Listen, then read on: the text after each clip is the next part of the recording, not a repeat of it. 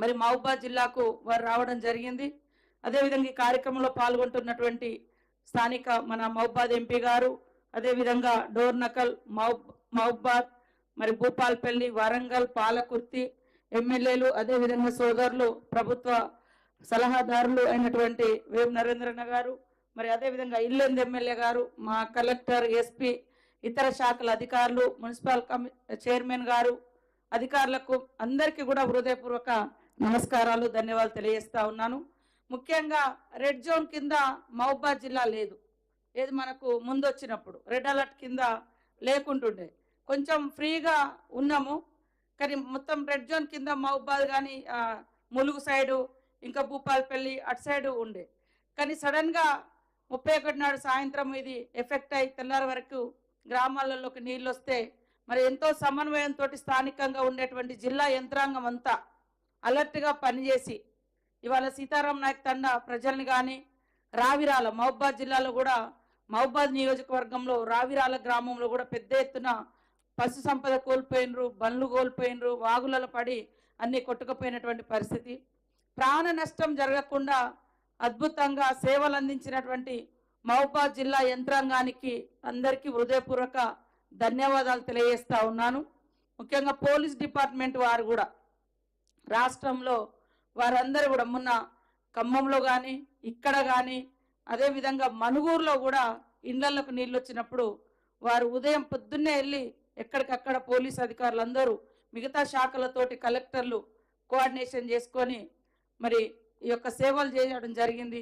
మా ములుగులో కూడా దాదాపుగా రోడ్ల హైవే తెగిపోయి మరి మిగతా రోడ్లన్నీ జలదిగ్బంధంలో ఉంటే రోడ్డు మీద ఉన్నటువంటి 2000 చెట్లను రాత్రి 2:30-3 గంటల వరకు పోలీస్ అధికారులు, కలెక్టర్స్, ఇతర శాఖల మెడికల్ అండ్ హెల్త్ కానీ, శానిటేషన్ సంబంధించినటువంటి డిపిఓలు కానీ, ఆల్ డిపార్ట్మెంట్స్, రెవెన్యూ, పోలీస్ మంచి చక్కని కోఆర్డినేషన్తో ఇప్పటి వరకు మంచి పని చేసుకోవడం మూలంగా ప్రాణ నష్టము జరగలేదు.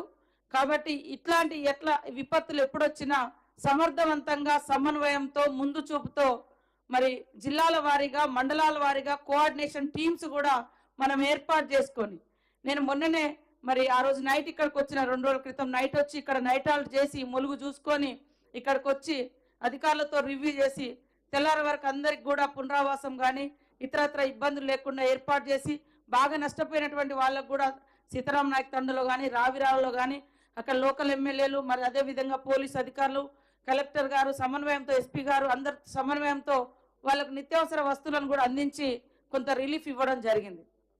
కాబట్టి అధికారులు అందరం కూడా ఎప్పుడు ఈ యొక్క ఇప్పుడు ఎక్కడెక్కడైతే డ్యామేజ్ అయిందో అది ఖచ్చితంగా ఒక హిస్టరీ లాగా నోట్ చేసి పెట్టుకోవాలి. నెక్స్ట్ వచ్చేటువంటి అధికారులకు కూడా ఇవి ఒక హెచ్చరిక లాగా, వర్షాలు పడుతుంటే ఈ వాగు ఎక్కడి నుంచి ఎక్కడికి పోతుంది, ఏ ఊరికి ఎఫెక్ట్ అవుతుంది, ఆ ఊరికి దగ్గర ఏ చెరువు ఉంది, ఆ చెరువు ఒకవేళ బ్రీచ్ అయితే ఎన్ని ఊర్లకు డ్యామేజ్ అవుతుంది అనేది ఒక హిస్టరీ లాగా కొన్ని పాయింట్స్ రాసి పెడితే అది ఎప్పుడు కూడా ఏ అధికారి వచ్చినా ఆ మండలంలో కానీ ఆ జిల్లాలో కానీ వర్షాలు వస్తున్నాయి అంటే ఆ నోట్ తీసి ఆ బుక్ చూసుకొని మరి అలర్ట్ అవ్వడానికి కూడా అవకాశం ఉంటుంది. ములుగులో కూడా మాకు గత అనుభవాలను దృష్టిలో పెట్టుకొని గత 2 నెలల నుంచి మేము అక్కడ కలెక్టర్ గారు, ఎస్పీ గారు ప్రతి 15 రోజులకు ఒకసారి మీటింగ్స్ పెట్టుకొని ఇట్లాంటి ఎక్కడికక్కడ అంటే ఎఫెక్టెడ్ ఏరియా ఎక్కడైతే ఉందో వాగులు దాటకుండా పోలీసుల చేత బారికేడ్స్ పెట్టించుకోవడం జరిగింది. అదేవిధంగా నైట్ పూట అక్కడ ఊర్లలో అంటే అధికారులను కూడా పెట్టడం జరిగింది. ఏదో ఒక డిపార్ట్మెంట్ నుంచి గ్రామస్తులను అలర్ట్ చేయడం కోసం. వర్షం పెరుగుతుందంటే ఆ గ్రామాన్ని వెంటనే షిఫ్ట్ చేయడం, లేదా పక్క ఊర్లలో ఎక్కడైనా పెట్టడం, లేదా అక్కడే స్కూల్లో ఇంకేదైనా సేఫ్టీ ప్లేస్లలో. సో ఇట్లాంటివన్నీ కూడా మనం చేసుకోవాలి. ఇప్పటికి కూడా తడిసి ముద్దైనటువంటి ఇండ్లు ఏమైతున్నాయో అవి ఖచ్చితంగా గుర్తించి ఆ ఇండ్ల నుంచి ఖాళీ చేయించాలి.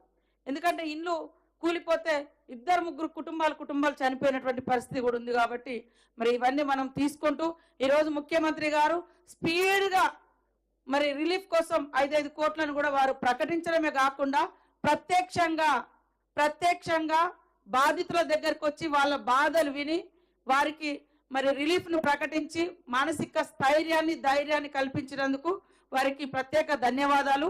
ఈరోజు ఉన్నటువంటి అధికారులందరూ కూడా ఇంకా రోడ్ల పునరుద్ధరణ కానీ, ఎలక్ట్రిసిటీకి సంబంధించినటువంటి కానీ, మెడికల్ హెల్త్ అయితే రెగ్యులర్గా మనం క్యాంప్స్ కూడా పెట్టాలి, శానిటేషన్ కూడా స్పీడప్ చేసుకోవాలి. డ్రింకింగ్ వాటర్ కూడా కంటామినేషన్ కాకుండా మరి ఎక్కడికక్కడ డిపిఓలు కూడా అది అలర్ట్గా ఉండాలని కోరుకుంటూ మరి ఇప్పటి వరకు మీరందరూ అలర్ట్గా ఉండి సేవ చేసినందుకు మీకు ప్రత్యేకంగా అధికారులందరికీ ధన్యవాదాలు తెలియజేస్తా ఉన్నాం. ముఖ్యంగా సీఎం గారికి, రేవంత్ రెడ్డి గారికి ప్రత్యేకంగా ధన్యవాదాలు తెలియజేస్తూ రాష్ట్ర ప్రజలకు భరోసా ఇస్తూ వాళ్ళ బాధలను పంచుకొని వాళ్ళకు ఆర్థిక చేయుతను గతంలో ఎప్పుడు కూడా పశువులకు రూపాయి ఇచ్చిన గతి లేదు 10 ఏళ్లలో. ఈరోజు పశు సంపద నష్టపోతుందని ఆవులకు కానీ, గేదెలకు కానీ, మేకలకు కానీ వాటికి కూడా పరిహారం ప్రకటించినటువంటి సందర్భం. కాబట్టి మనమంతా ఈ ప్రభుత్వం యొక్క లక్ష్యాన్ని, ప్రభుత్వం ప్రకటించిన ప్రతి రూపాయిని నిజంగా నష్టపోయినటువంటి బాధితులకు చేరవేసే విధంగా మానిటరింగ్ కమిటీ వేసుకొని మండలాల వారీగా